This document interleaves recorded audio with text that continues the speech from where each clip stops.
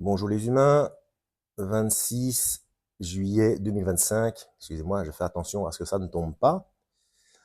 Bienvenue sur ma chaîne, si vous êtes nouveau. Alors, je vais le redire une fois de plus, mais là, c'est bien spécifiquement nécessaire. Ne vous fiez surtout pas à une seule vidéo. Allez voir mes playlists, je traite de tout un tas de sujets très différents. Je viens de recevoir un commentaire. Déjà, merci de me passer des informations. Donc, comme j'ai dit, hein, nous sommes, pour répondre à qu'un, nous sommes les gardiens de nos frères et sœurs, donc il faut qu'on puisse aider les uns les autres, mais il ne faut surtout pas se fier à une seule vidéo. Hein. On ne peut jamais savoir. Allez voir le nom. J'ai plus de 800 vidéos. Donc, avant d'avoir passé un bon temps sur ma chaîne, euh, il faut quand même, comment dire, on ne peut jamais être sûr du sujet qu'on traite, ni dont on est sûr. Parce qu'il y a un commentaire qui me dit que je n'ai jamais étudié les réveils, ni les textes en hébreu et en grec. Alors, de multiples fois, parmi mes plus de 800 vidéos, j'en fais référence, j'en discute. Là, j'ai fait des petites recherches assez rapides. Bon, concernant les réveils, déjà, la théorie du grand réveil, euh, ça n'existe pas, c'est non biblique, ou alors c'est mal interprété. Il peut y avoir, comment dire, on peut y avoir pensé, parce que ça m'est arrivé, puis ça paraissait logique, on va dire, avant d'y avoir vraiment réfléchi. Dans Joël, quelque part, on peut voir un grand réveil.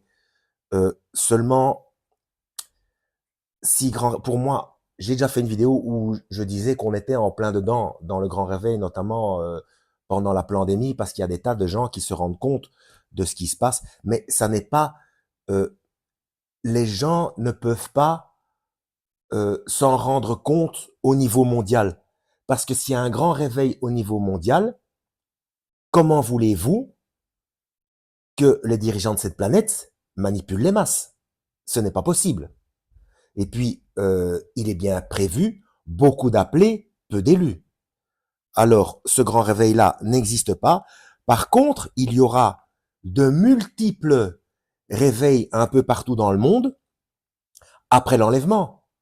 Parmi les gens qui se rendront compte de ce qu'on et qui n'avaient pas cru à ce qu'on leur a dit et qui se rendront compte que c'était vrai, donc ils vont être paniqués. Donc ce qu'on appelle les laissés derrière, donc une partie de ces gens-là vont se réveiller au niveau mondial, oui, mais bien sûr, ce ne sera pas propagé à la télévision au niveau mondial. Oh, il y a eu un enlèvement, du coup, ceux qui avaient parlé d'un enlèvement et qui suivaient le Christ, ils avaient raison, etc. Mais non, non, non, non, il faut continuer à manipuler les masses, bon sang.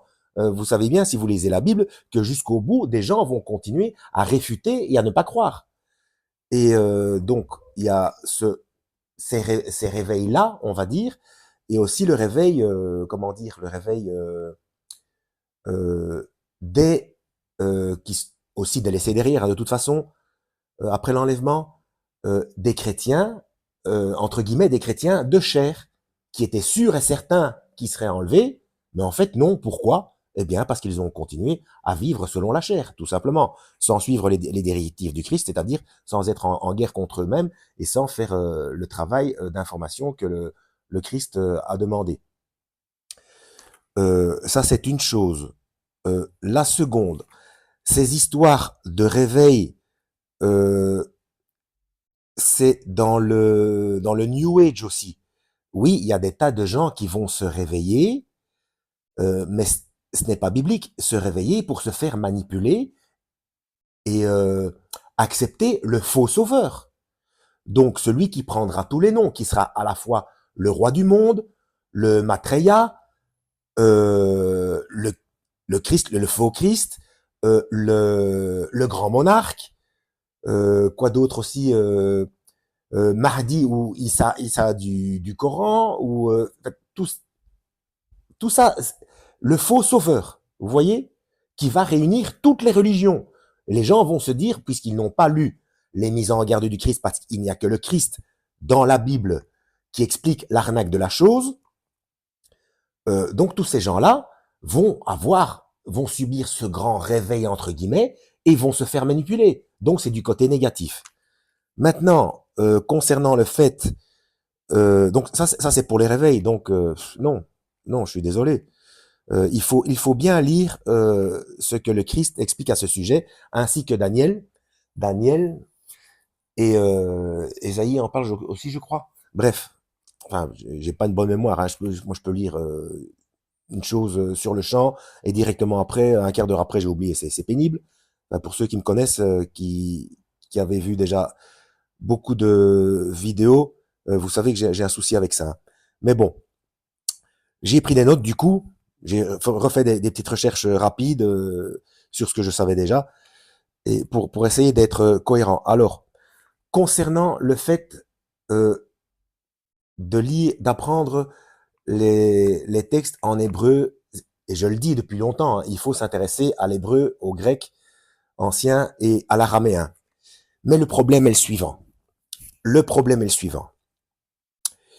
Alors, la première Bible complète en grec, c'est le Codex Sinaiticus. Il date du milieu du IVe siècle. D'accord? Il a été fait par des moines du monastère Sainte-Catherine du Mont Sinaï. Fin du IVe siècle, la Vulgate en latin aussi, fin du IVe siècle. Par Jérôme de Stridon. Donc je suppose que celui qui a été appelé par la suite Saint, entre guillemets, Saint Jérôme. Bon, je vais pas refaire l'instruction sur le terme saint. Et c'est déjà une adaptation de traduction latine de Vetus Latina pour une partie. Et certains livres de la Septante, qui datent du 1er siècle. D'accord? Pour Genèse et Deutéronome, pas pour les évangiles. De nombreux manuscrits de la Septante sont à peu près complets, mais en oncial. L'oncial, c'est un lettrage qu'on utilisait au Moyen-Âge, l'oncial. D'accord? Le Codex Vaticanus, oui, et c'est donc, et ça vient du Codex Vaticanus, du Codex Sinaiticus et du Codex, Alexandrinus. Donc, rien de comparable aux manuscrits de Qumran qui ont été découverts en 1947 et dont les plus anciens textes peuvent dater de 5e, voire 6e, enfin, grosso modo, contemporains de Daniel. Voilà. De plus, les traductions en hébreu, et c'est à ça où je voulais en venir, les traductions en hébreu sont prises de la traduction latine. Et cette information, si ma mémoire est bonne, se trouve dans la Bible Chouraki. Donc, quand vous avez un texte en hébreu, vous n'avez pas accès au manuscrit de Qumran. Vous prenez un texte en hébreu qui a déjà été traduit des traductions latines. Donc, il y a déjà eu... donc, pour peu que Jérôme ait reçu des informations, ait trouvé des informations dans un texte en hébreu, notamment le Tanakh. Le Tanakh, c'est l'Ancien Testament pour les Juifs. Hein. Eh bien, le plus ancien Tanakh complet, il date de fin 9e ou début 10e. Donc, c'est qu'il a trouvé d'autres textes. Ce sont des morceaux qu'il a trouvés, pas le Tanakh complet. Et la plus vieille Torah, fin du 12e. La Torah, c'est le Pentateuque. Hein. Donc, je dis en hébreu. Hein.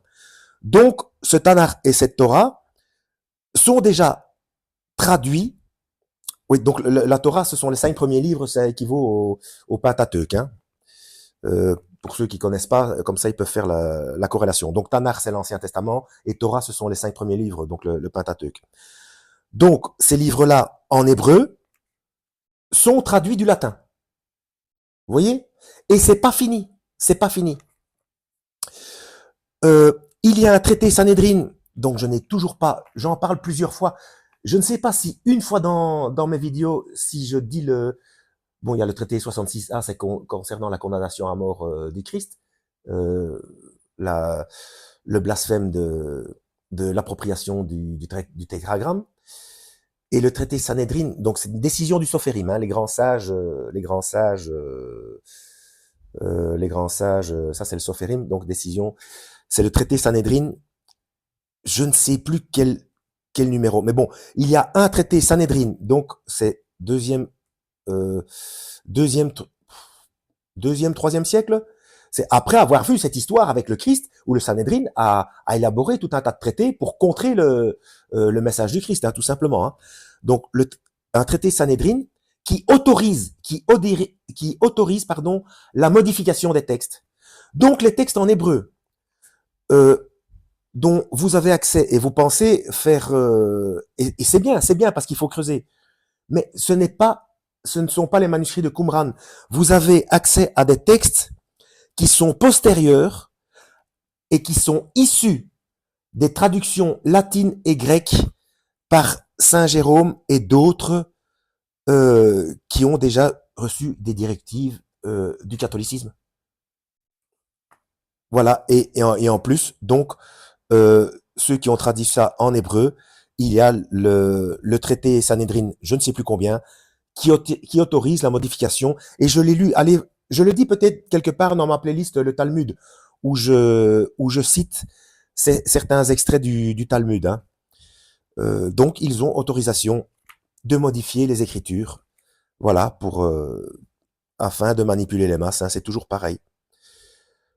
Donc voilà où on en est. Donc oui, je sais, c'est une catastrophe, mais on ne peut pas, après avoir vu une seule vidéo, on ne peut pas dire que je n'ai pas étudié ceci ou cela, et je ne peux pas à chaque vidéo. En plus, j'ai des soucis de mémoire et d'élocution. Je ne peux pas à chaque fois refaire comment est-ce qu'on dit ça? Tout le résumé de mes 800 vidéos et de tout ce que j'ai traité. C'est pas possible. Donc, surtout ne pas se fier à une seule vidéo. Donc là, ce que j'ai fait, je pense que c'est suffisamment clair pour se rendre compte que nous devons tous être prudents. Et en fait, le truc, c'est quand quelque chose ne correspond pas aux directives, il n'y a pas de R là, il n'y a pas de R derrière ce T, c'est quoi cette histoire? Aux directives du Christ et à ses mises en garde, il faut se méfier. Voilà. Et ça, j'en parle aussi dans certaines. D'ailleurs, je vais mettre cette vidéo dans la playlist Perversion des codes de Dieu, puisque les Écritures, c'est la parole de Dieu, donc c'est un de ses codes. Hein, donc ce sont les informations venant de lui. Donc ça a été perverti. Voilà, donc la playlist Perversion des codes de Dieu en description de cette vidéo, et cette vidéo, je la mettrai dans la dite playlist. Donc voilà. Donc merci pour vos commentaires, de toute façon c'est intéressant, hein, mais il faut toujours rester prudent. Si vous n'avez pas accès vous-même aux manuscrits de Qumran qui ont été découverts en 1947, c'est quand même incroyable qu'on peut pas avoir accès comme on veut. Par contre, apparemment, il y a la chaîne Arkenoia et la chaîne Théonopsie qui auraient, et c'est tout à fait cohérent ce qu'ils disent, ils font un boulot incroyable, hein, qui auraient accès à certains textes, à certaines bribes.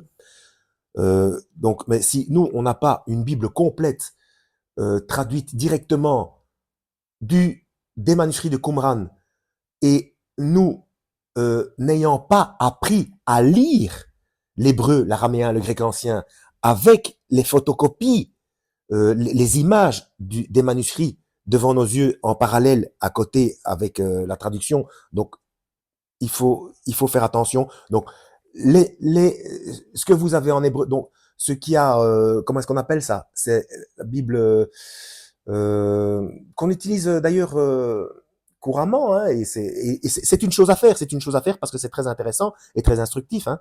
Mais d'ailleurs, c'est qui a dit ça? Il y a quand même des. Allez, comment ça s'appelle? Bon, je vais devoir mes pauses parce que je trouve plus. Strong, ça y est, ça m'est revenu. La Bible Strong, voilà. Et comme je dis toujours, moi je suis encore plus méfiant avec Internet, quoi. Déjà avec les Bibles papier, On a ce genre de problème, mais à combien plus forte raison, n'importe quand, n'importe qui travaille sur Internet et qui reçoit une directive des dirigeants de cette planète, il clique sur un bouton et boum, il modifie quelque chose sur l'écran pour que ce soit publié partout. Notamment, je vous l'ai déjà expliqué, hein, sur Wikipédia. Wikipédia, comment dire, il y a des choses qui sont véritables et bon, c'est une mine d'informations, il n'y a pas de souci.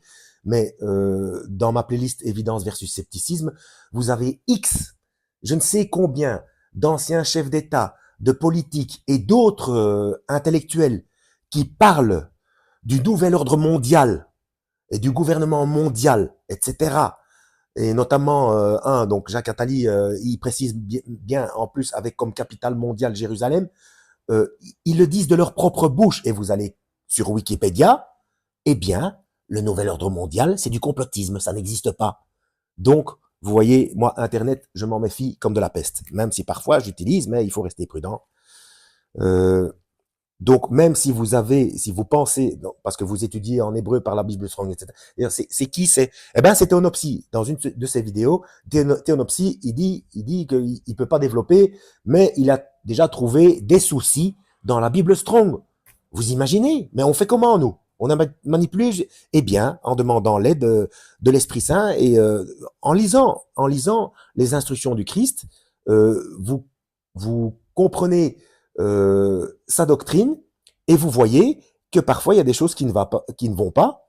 Par exemple, dans plusieurs Bibles, dans la plupart, à part dans 3, je crois, et donc c'est rectifié dans la seconde 21. Par contre, dans la seconde 21, il y a un souci avec Apocalypse 9, verset 5 ou 5, verset 9. Normalement, ça doit être indiqué, tu nous as racheté, et non pas tu as racheté plusieurs de... Bref, je vais pas revenir là-dessus, hein.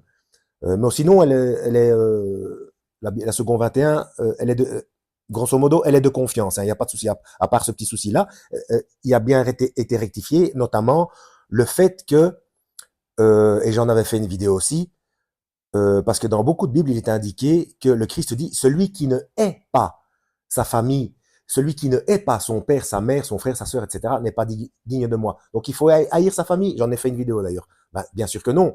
La véritable traduction, c'est celui qui ne me préfère pas à sa famille n'est pas digne de moi. C'est complètement différent. Mais la haine est interdite, et encore moins haïr sa famille. Vous voyez que ça correspond pas. Eh bien, c'est pareil pour ces histoires de réveil et quand vous lisez certaines choses dans ce que vous pensez être le texte original en hébreu, eh bien, les plus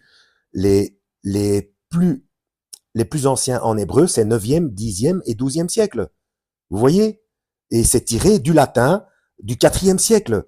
Donc, milieu du 4e siècle et fin du 4e siècle. Voilà. Et le véritable hébreu, araméen et grec, ce sont les manuscrits de Qumran. Donc, ça date du temps de Daniel, jusqu'à, grosso modo, je crois c'est 2e siècle, et il y a des textes contemporains du Christ. Voilà.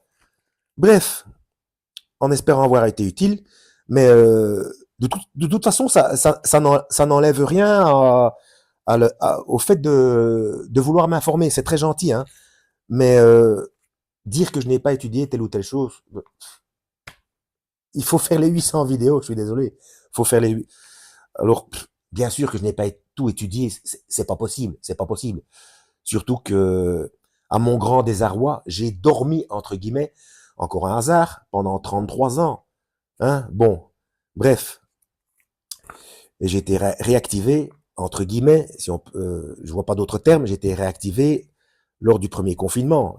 Hop, j'ai pris une claque, mais alors une claque. Bref, c'est bien fait pour moi. Mais en même temps, si ça s'est passé comme ça, c'est que c'était dans le plan de Dieu, hein, il avait ses raisons. Voilà. En espérant avoir été utile, à la prochaine, lisez la Bible. Encore merci pour vos commentaires, hein, ça fait plaisir de toute façon. Hein. Et que Yahweh vous guide.